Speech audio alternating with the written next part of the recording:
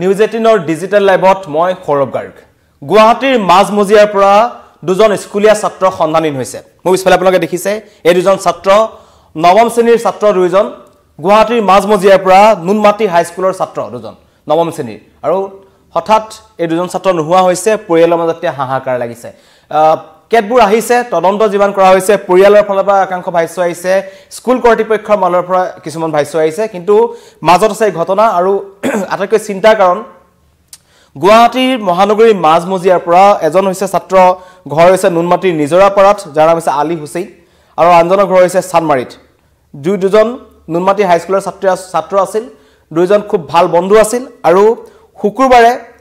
দুইজনৰ আছিল ইংৰাজী বিষয়ৰ পৰীক্ষা আৰু শুকুৰবাৰৰ দিনটোৰ পৰা এই দুজন ছাত্ৰ অতি ৰহস্যজনকভাৱে স্কুললৈ অহাৰ পাছত সন্ধানহীন হৈ পৰিছে আৰু দুইটা বিপৰীত ভাষ্য আহিছে স্কুল কৰ্তৃপক্ষই কৈছে যে শুকুৰবাৰে ইংৰাজী বিষয়ৰ যিদিনাখন পৰীক্ষা আছিল সেইদিনাখন নহয় দুদিন আগৰ পৰাই এই ছাত্ৰ দুজনে পৰীক্ষা দিয়া নাই বিদ্যালয়লৈ অহা নাই পৰীক্ষা দিয়া নাই আৰু পৰিয়ালৰ মতে আগৰ দুদিন পৰীক্ষা দিছে কেৱল ইংৰাজী বিষয়ৰ পৰীক্ষাটোহে তেওঁলোকে দিয়া নাই গতিকে কৰবাত নহয় কৰবাত দুইজন ছাত্ৰ সন্ধানহীন হৈছে বিকাশ ৰাজবংশী আৰু আলী হুছেইন নৱম শ্ৰেণীৰ ছাত্ৰ দুইজন আৰু এজনৰ ঘৰ হৈছে চানমাৰীত বিকাশ ৰাজবংশী ঘৰ হৈছে চানমাৰীত আনজনৰ ঘৰ হৈছে নুনমাটিৰ নিজৰাপাৰাত ইতিমধ্যেই ভুক্তভোগী পৰিয়াল দুটাই নুনমাটি থানাত এজাহাৰ দাখিল কৰিছে প্ৰাৰম্ভিক তদন্তত কেতবোৰ ভয়ংকৰ তথ্য পোহৰলৈ আহিছে আমি সকলোৱে জানো যে গুৱাহাটী মহানগৰীত একাংশ দুৰ্বৃত্তৰ বা একাংশ অপৰাধীৰ ৰম্যভূমিত গুৱাহাটী মহানগৰী পৰিণত হৈছে ইয়াত বিভিন্ন ধৰণৰ গ্যাং কাম কৰি আছে অপহৰণকাৰী দল আছে সকলোৱে সন্দেহ কৰিছে যে মানৱ সৰবৰাহকাৰী চক্ৰৰ কবলত পৰিছে নেকি এই ছাত্ৰ কাৰণ পৰিয়ালৰ লোকৰ কিছুমান ভাষ্য আহিছে যি ভাষ্য আমি শুনাৰ পিছত এটা কথা ক'ব পাৰি যে এই দুইজন ছাত্ৰ নিজৰ ঘৰৰ পৰা অহাৰ সময়ত তেওঁলোকে আধাৰ কাৰ্ড আৰু পেন কাৰ্ড লৈ আহিছিল আৰু তেওঁলোকে একাংশ স্কুলীয়া বন্ধুক কৈছিল যে তেওঁলোক হায়দৰাবাদলৈ গুচি যাব হায়দৰাবাদলৈ কেনেকৈ যাব কোনে তেওঁলোকক নিব সেইবোৰ কথা কিন্তু তেওঁলোকে কোনো বন্ধুক কোৱা নাছিল যেতিয়া এই ছাত্ৰ দুজন সন্ধানহীন হ'ল নুনমাটি হাই স্কুলৰ ছাত্ৰ তেতিয়া তেওঁলোকৰ বন্ধুসকলে তেওঁলোকৰ স্কুল কৰ্তৃপক্ষক জনাইছে বা পৰিয়ালক জনাইছে যে কিছুদিন পূৰ্বৰে পৰা তেওঁলোকে কৈ আছিল যে আমি হায়দৰাবাদলৈ যাম ইতিমধ্যে সকলো ব্যৱস্থা কৰিছো কেনেকৈ এই দুজন ছাত্ৰ হায়দৰাবাদলৈ যাব সেয়া কিন্তু এতিয়া বা কোনে তেওঁলোকক হায়দৰাবাদলৈ নিব বা নিয়াৰ বাবে তেওঁলোকক কৈছিল সেই সকলো কিন্তু এতিয়া তদন্তৰ আওতালৈ আহিছে নুনমাটি আৰক্ষীয়ে তদন্ত কৰিছে যেহেতু হায়দৰাবাদলৈ যোৱা কথা আহিল আৰু কিহেৰে যাব সেইবাবে ৰেল যোগে যোৱা কথা তেওঁলোকে জনাইছিল যাৰ বাবে এই পৰিয়াল দুটাই ইতিমধ্যে পল্টন বজাৰ ৰেল আৰক্ষী থানাটো এজাহাৰ দাখিল কৰিছে ইতিমধ্যে তদন্ত কৰিছে তন্নতন্নকৈ সিসিটিভি পৰীক্ষা কৰা হৈছে কিন্তু বৰ্তমানলৈকে এই দুইজন ছাত্ৰৰ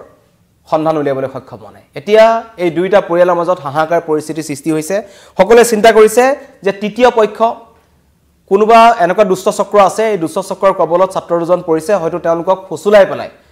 বিভিন্ন ধৰণৰ পলুবন্দী টকাৰ পলুবন্দী বা অন্য কামৰ পলুবন্দী হয়তো তেওঁলোকক বহিৰাজ্যলৈ নি বিক্ৰী কৰিব পাৰে তদন্ত কৰিছে কিন্তু এই দুইজন ছাত্ৰ যেহেতু দুইজন ভাল নলেগৰ লগা বন্ধু আছিল সদায় স্কুললৈ একেলগে যায় আৰু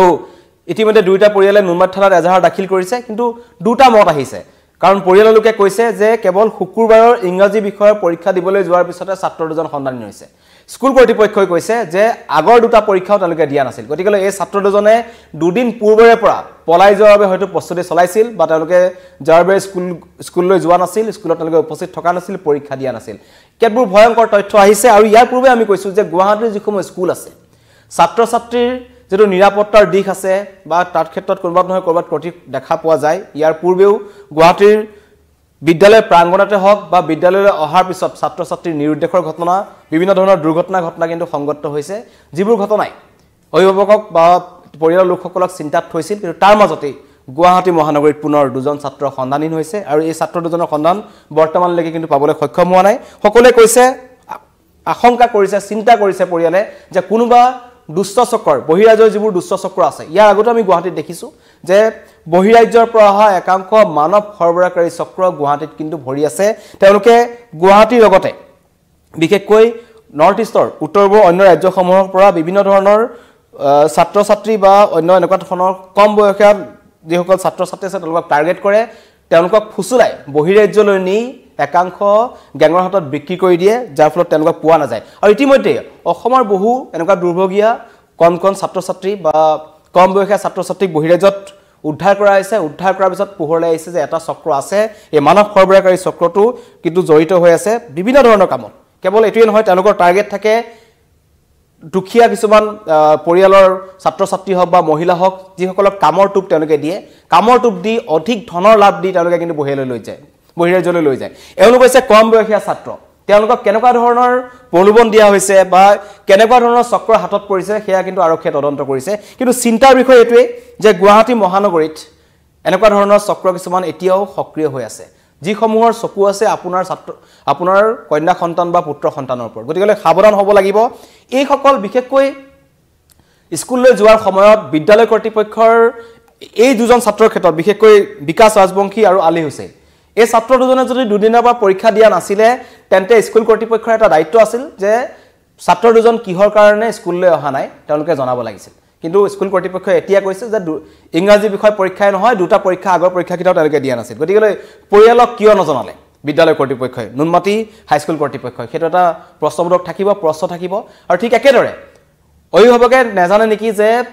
ঘৰৰ পৰা ওলাই যোৱা ছাত্ৰজনে পৰীক্ষাত বহিছে নে নাই বহা যেতিয়া ছাত্ৰ দুজন নাইকিয়া হ'ল যেতিয়া স্কুললৈ ঢাপলি মেলিছে তেতিয়া পোহৰলৈ আহিছে যে ছাত্ৰ দুজন বিদ্যালয়লৈ অহাই নাই গতিকে কৰবাত নহয় কৰবাত অভিভাৱকৰ হেমাহি আছে যাৰ বাবে কিন্তু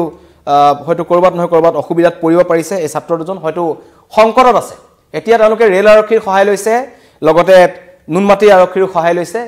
তদন্ত কৰি দিছে কিন্তু ছাত্ৰ দুজন ক'ত আছে কাৰণ ছাত্ৰ দুজনে ইতিমধ্যে উল্লেখ কৰিছিল তেখেতলোকৰ বন্ধুবৰ্গৰ লগত যে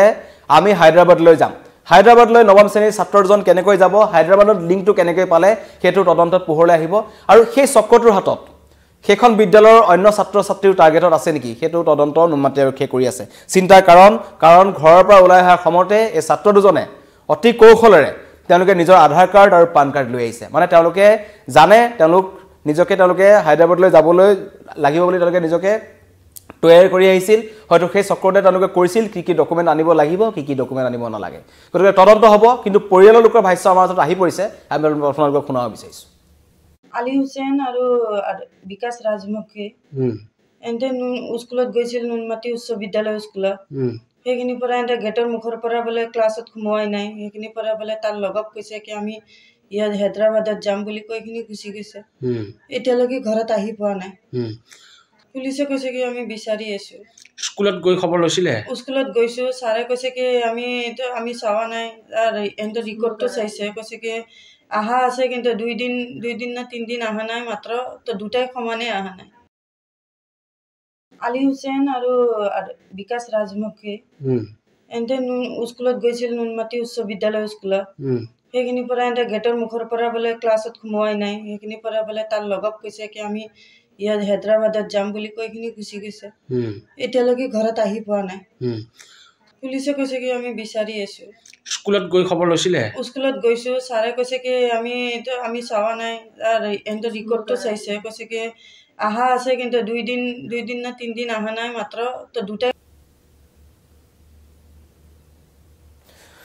পৰিয়ালৰ লোকৰ ভাষ্য শুনিলে সকলো চিন্তিত হৈ পৰিছে এই দুজন ছাত্ৰ নৱম শ্ৰেণীৰ ছাত্ৰ কলৈ গ'ল গতিকে গুৱাহাটী মহানগৰীত মই ইতিমধ্যে কৈছোৱে যে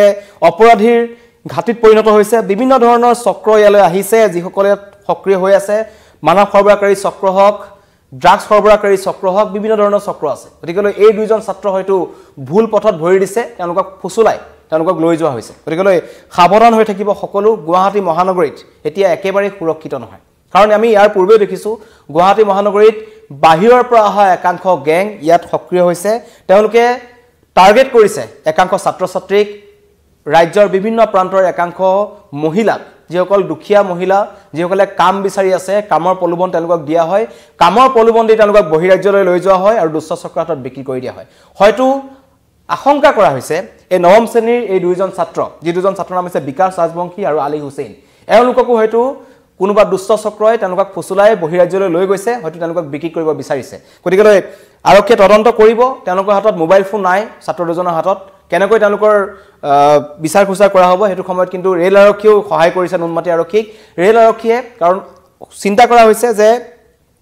পল্টন বজাৰ ৰেল ষ্টেচনৰ পৰা ছাত্ৰ দুজন হয়তো হায়দৰাবাদলৈ ৰেল যোগে গৈছে গতিকে সিসিটিভি পৰীক্ষা কৰা হৈছে কালিৰ দিনটোত আজি হয়তো পুনৰ তদন্ত কৰিব সমগ্ৰ ঘটনা আৰু পৰিয়ালে বিচাৰিছে যে ছাত্ৰজনক বিচাৰি উলিয়াওক আৰু সমগ্ৰ বিদ্যালয় কৰ্তৃপক্ষৰ ভূমিকা